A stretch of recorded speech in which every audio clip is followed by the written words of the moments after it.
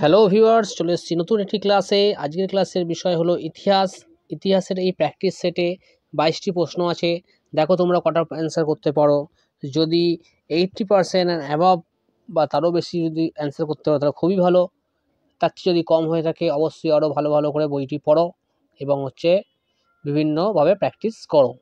তো শুরু করা যাক আজকের এই ভিডিও। আজকে আমাদের প্রথম প্রশ্ন হলো কোন রাজস্ব ব্যবস্থার সঙ্গে টোডরমলের নাম যুক্ত? অপশান এ নশক, অপশান বি গাল্লাবকস, অপশান সি জাপ্তি, অপশান ডি কানকুট। এক্ষেত্রে সঠিক উত্তরটি হয়ে যাবে অপশান সি জাপ্তি, অর্থাৎ জাপ্তি প্রথার সঙ্গে বা রাজস্ব ব্যবস্থার সঙ্গে রাজ্য টোডরমলের নাম যুক্ত। আমাদের পরবর্তী প্রশ্ন হলো তাকাভি। তাকাভি বলতে কি বোঝায়? তাকাভি একটি কি? কৃষক ঋণ, এক ধরনের উর্বর জমি, হিন্দুদের উপর আরোপিত কর, না অনুর্বর জমি? এক্ষেত্রে সঠিক উত্তরটি হয়ে যাবে অপশান এ এক প্রকার কৃষক ঋণ। তাকাভি হলো একটি কৃষক ঋণ। আমাদের পরবর্তী প্রশ্ন হলো মোগল সাম্রাজ্যের সরকারি ভাষা কি ছিল? মোগল সাম্রাজ্যের সরকারি ভাষা কি ছিল? উর্দু, ফার্সি, ফরাসি এবং আঞ্চলিক ভাষা, না তুর্কি? এক্ষেত্রে সঠিক উত্তরটি হয়ে যাবে অপশান বি ফার্সি, অর্থাৎ মোগল সাম্রাজ্যের সরকারি ভাষা ছিল ফার্সি। আমাদের পরবর্তী প্রশ্ন হলো নিম্নলিখিত কোন ব্যক্তি দিন ই ইলাহির একজন সদস্য হয়েছিলেন? নিম্নলিখিত কোন ব্যক্তি দিন ই ইলাহির একজন সদস্য হয়েছিলেন? রাজা মান সিং, রাজা টোডরমল, তানসেন, না বীরবল? এক্ষেত্রে সঠিক উত্তরটি হয়ে যাবে অপশান ডি বীরবল। রাজা বীরবল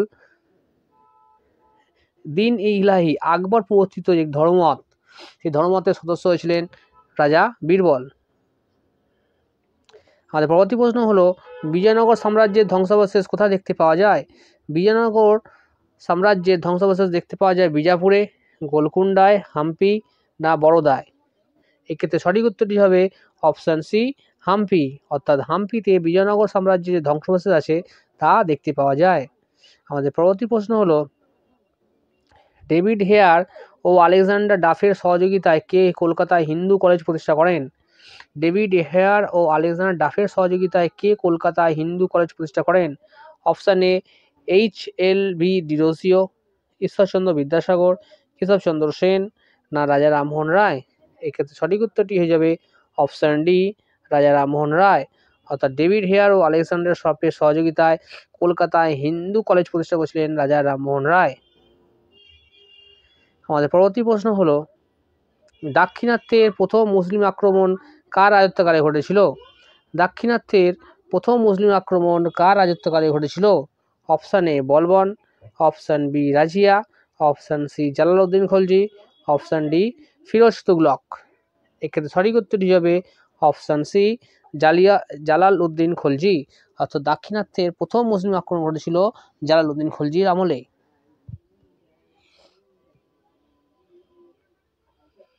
আমাদের পরবর্তী প্রশ্ন হলো ইসলামের সঙ্গে ভারতের প্রাথমিক সংযোগ ঘটেছিল কাদের মাধ্যমে?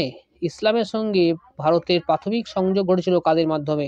সপ্তম শতকে আরবদের সিন্ধু আক্রমণের মাধ্যমে, একাদশ ও দ্বাদশ শতকে তুর্কি আক্রমণের মাধ্যমে, মালাবার উপকূলে আরব বণিকগণের মাধ্যমে, অপশান ডি সুফি সন্ত ও আরবীয় পর্যটকের মাধ্যমে?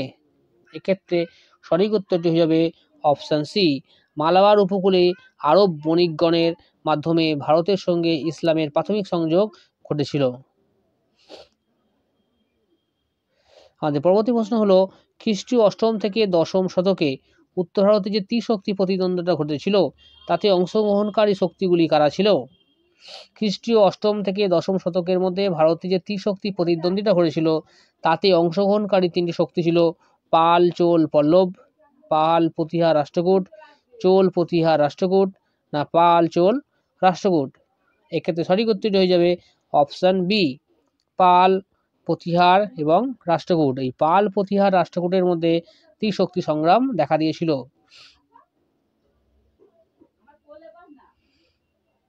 আমাদের পরবর্তী প্রশ্ন হলো কোন রাজা বিক্রমশিলা বিশ্ববিদ্যালয় স্থাপন করেছিলেন? বিক্রমশিলা বিশ্ববিদ্যালয় ভারতের একটি উন্নত মানের বিশ্ববিদ্যালয়, সেটি স্থাপন করেছিলেন কি? ধর্মপাল, ধ্রুব, দেবপাল, না বল্লাল সেন? এক্ষেত্রে সঠিক উত্তরটি হবে অপশান এ ধর্মপাল, অর্থাৎ পাল রাজা ধর্মপাল বিক্রমশিলা বিশ্ববিদ্যালয় স্থাপন করেছিলেন। আমাদের পরবর্তী প্রশ্ন হলো নিম্নলিখিত কোন গ্রন্থখানি বলবনের সময়কালের সম্পর্কে বিবরণ প্রদান করে?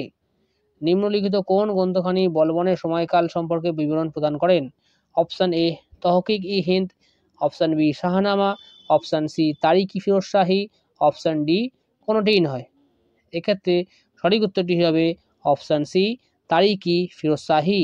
অর্থাৎ তারিক-ই-ফিরোজ শাহী গ্রন্থে বলবনের সময়কালের সম্পর্কে বিবরণ প্রদান করা আছে। আমাদের পরবর্তী প্রশ্ন হলো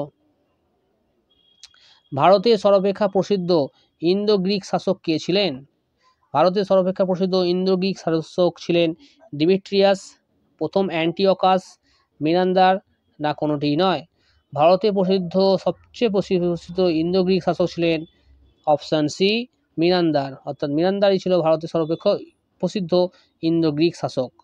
আমাদের পরবর্তী প্রশ্ন হলো নিম্নলিখিত কোন সংস্কৃত নাটকে কৌটিল্য এবং চন্দ্রগুপ্ত মৌর্যের হাতে নন্দবংশের পতন স্পষ্টভাবে অঙ্কিত রয়েছে? অর্থাৎ কোন নাটকে কৌটিল্য চন্দ্রগুপ্তের হাতে নন্দবংশের শেষ রাজা ধননন্দ পরাজিত হয়েছে তার কথা লিখিত আছে? Option A Mrichchhakatika, option B Devi Chandragupta, option C Mattavilasa, option D Mudra Rakshasa. এক্ষেত্রে সঠিক উত্তরটি হবে অপশান ডি মুদ্রা রাক্ষস। আজ পরবর্তী প্রশ্ন হলো উপনিষদগুলি সংকলিত হয়েছিল কত খ্রিস্টাব্দে? খ্রিস্টপূর্ব 600 অব্দে, খ্রিস্টপূর্ব 800 অব্দে, খ্রিস্টপূর্ব 1000 অব্দে, খ্রিস্টপূর্ব 1600 থেকে 1600 খ্রিস্ট অব্দে। এক্ষেত্রে সঠিক উত্তরটি হয়ে যাবে অপশান এ খ্রিস্টপূর্ব 600 অব্দে। অর্থাৎ উপনিষদগুলি সংকলিত হয়েছিল খ্রিস্টপূর্ব 600 অব্দে। এক্ষেত্রে সঠিক উত্তর হলো অপশান এ। আমাদের পরবর্তী প্রশ্ন হলো বৌদ্ধ ধর্মমতে সকল দুঃখের কারণ কি? বৌদ্ধ ধর্মমতে সকল দুঃখের কারণ কি? মায়া, কাম, তৃষ্ণা, ক্রোধ। বৌদ্ধ ধর্মমতে গৌতম বুদ্ধের যে কথা তাতে বলা হয়েছে যে আকাঙ্ক্ষাই সমস্ত দুঃখের কারণ। আকাঙ্ক্ষা শেষ হলে মানুষের দুঃখের শেষ হয়। অর্থাৎ এখানে আকাঙ্ক্ষা বা তৃষ্ণাই হলো কোনো কিছু চাওয়া বা পাওয়ার একটা ব্যাপার। অর্থাৎ এক্ষেত্রে সঠিক উত্তরটি হয়ে যাবে অপশান সি তৃষ্ণা। বৌদ্ধ ধর্মমতে সকল দুঃখের কারণ হলো তৃষ্ণা বা আকাঙ্ক্ষা বা কোনো কিছু চাওয়া। আমাদের পরবর্তী প্রশ্ন হলো ভারতীয় প্রত্নতত্ত্বের জনক কাকে বলা হয়? ভারতীয় প্রত্নতত্ত্বের জনক কাকে বলা হয়? Alexander Cunningham, option B Gordon Childe, option C Mortimer Wheeler, option D John Marshall. এক্ষেত্রে সঠিক উত্তরটি হবে option A Alexander Cunningham. Alexander কানিংহামকে ভারতীয় প্রত্নতত্ত্বের জনক বলা হয়। আমাদের পরবর্তী প্রশ্ন হলো হরপ্পার কোন অঞ্চলে ধান চাষের সঙ্গে যুক্ত? হরপ্পার কোন অঞ্চলে ধান চাষের সঙ্গে যুক্ত? অর্থাৎ হরপ্পার কোন অঞ্চলে ধান চাষের প্রমাণ পাওয়া গেছে? কালীবঙ্গান, লোথাল, কর্দিজি না রোপার? এক্ষেত্রে সঠিক উত্তরটি হয়ে যাবে অপশান এ কালীবঙ্গান। কালীবঙ্গানে ধান চাষের চিহ্ন পাওয়া গেছে। আমাদের পরবর্তী প্রশ্ন হলো কে বারভাই সভা নামে একটি সভা সংগঠন করেছিলেন? বারভাই সভা নামে একটি সংগঠন করেছিলেন কোন মারাঠা? মাধবরাও নারায়ণ, দ্বিতীয় বাজিরাও, মহাদিজি সিন্ধিয়া, নানা ফড়নবিস। এক্ষেত্রে সঠিক উত্তরটি হয়ে যাবে অপশান ডি নানা ফড়নবিস। তিনি বারভাই সভা নামে একটি সংগঠন করেছিলেন। আমাদের পরবর্তী প্রশ্ন হলো টিপু চূড়ান্ত পর্যায়ে ঘটেছিল কার হাতে? টিপু চূড়ান্ত পর্যায়ে ঘটেছিল কার হাতে? Lord Wellesley, Lord Cornwallis, Lord Dalhousie, option D John Shore. এক্ষেত্রে সঠিক উত্তরটি হবে অপশান এ লর্ড ওয়েলেসলি। চতুর্থ শ্রীরঙ্গপত্তমের যুদ্ধে লর্ড ওয়েলেসলির হাতে টিপু সুলতানের চূড়ান্ত পর্যায় ঘটে এবং তিনি নিহত হন। আর পরবর্তী প্রশ্ন হলো রঞ্জিত সিং কোন মিশলের নেতা ছিলেন? রঞ্জিত সিং কোন মিশলের নেতা ছিলেন? Option A Sukerchakia Misl, option B Bhangi Misl, option C Kanhaiya Misl, option D Gobind Misl. এক্ষেত্রে সঠিক উত্তরটি হয়ে যাবে option A Sukerchakia Misl. Sukerchakia মিসালের নেতা ছিলেন রঞ্জিত সিং। আমাদের পরবর্তী প্রশ্ন হলো কোন গভর্নর জেনারেলের শাসনকালে ভারতীয় সিভিল সার্ভিস প্রবর্তিত হয়েছিল? কোন গভর্নর জেনারেলের শাসনকালে ভারতীয় সিভিল সার্ভিস প্রবর্তিত হয়েছিল? Option A lord Dalhousie, option B lord Curzon, option C lord William Bentinck, option D lord Cornwallis. এক্ষেত্রে সঠিক উত্তরটি হয়ে যাবে অপশান ডি লর্ড কর্নওয়ালিস। অর্থাৎ লর্ড কর্নওয়ালিসকে ভারতের সিভিল সার্ভিসের জনক বলা হয়, father of ICS. Father of ICS বলা হয় লর্ড কর্নওয়ালিসকে, ভারতীয় সিভিল সার্ভিসের জনক বলা হয় লর্ড কর্নওয়ালিসকে। তার শাসনকালেই ভারতীয় সিভিল সার্ভিস প্রবর্তিত হয়েছিল। আমাদের পরবর্তী প্রশ্ন হলো কে দু আসপা সি আসপা, কে দু আসপা সি আসপা প্রবর্তিত ব্যবস্থা চালু করেছিলেন? কে দু আসপা সি আসপা ব্যবস্থা চালু করেছিলেন? অপশান এ হলো Shahjahan, option B Akbar, option C Jahangir, option D Aurangzeb. এক্ষেত্রে সঠিক উত্তরটি হবে অপশান সি জাহাঙ্গীর। অর্থাৎ জাহাঙ্গীর দু আসপা ও সি আসপা ব্যবস্থা চালু করেছিলেন। তো বন্ধুরা, ভিডিওটি কেমন লাগলো অবশ্যই কমেন্টে জানিও। যদি ভিডিওটি একটু ভালো লেগে থাকে, তোমাদের প্রস্তুতি একটু সাহায্য করে থাকে, তবে অবশ্যই চ্যানেলটিকে সাবস্ক্রাইব করে পাশে থেকে বেল আইকন বাজিয়ে আমাদের সাহস বা মনের জোর বাড়িও। এতক্ষণ ধরে ভিডিওটি দেখার জন্য ধন্যবাদ।